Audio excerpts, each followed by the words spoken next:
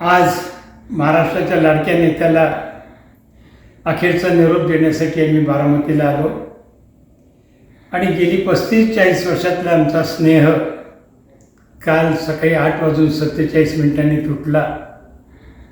राजकारणामधील माझी आणि दादांची सुरुवात एकाच वेळेला झाली। दोघे आम्ही जिल्हा बँकेमध्ये एकत्रित निवडून आलो आणि मग राजकारणामध्ये सुद्धा गेली अनेक वर्ष आम्ही बरोबरीने काम केलं। काँग्रेस एकत्र असताना देखील दादांबरोबरच आम्ही होतो।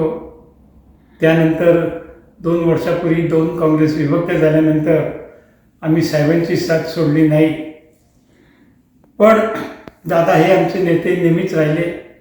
आदरणीय पवार साहेबांच्या मार्गदर्शनाखाली किंवा त्यांचा राजकीय वारसा घेऊन दादांनी महाराष्ट्रामध्ये केलेलं काम हे महाराष्ट्र कधी विसरू शकत नाही।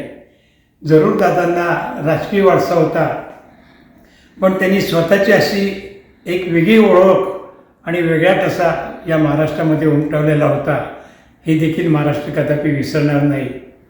आज मला राहून राहून दुःख होतं आहे की अखेरच्या क्षणाला दोन्ही राष्ट्रवादी काँग्रेस एक व्हावी यासाठी दादांनी मला 2-3 वेळेला आग्रह केला की अंकुशराव, तुम्ही विठ्ठल शेठ मणिया, श्रीनिवास पाटील, तुमचे साहेबांशी चांगले संबंध आहेत, नेहमी तुमच्या वारंवार भेटीगाठी होतात, साहेबांशी आपण बोला आणि दोन्ही राष्ट्रवादी एक कशा होतील या दृष्टीने प्रयत्न करा।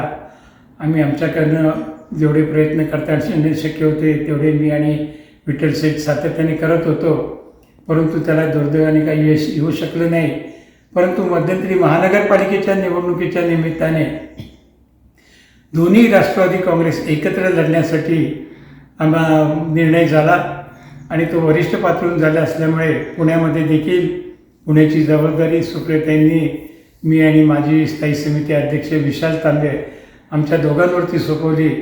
आम्हाला ऐन वेळेला आमचा पूर्वीचा अध्यक्ष आम्हाला सोडून गेल्यामुळे आमची थोडी पंचायत झाली होती, पण दादांशी चर्चा करत असताना बऱ्यापैकी वाटाघाटी झाल्या आणि त्यावेळेस दादा म्हणत होते की काय नेमकी माशी कुठे शिंकली माहिती नाही।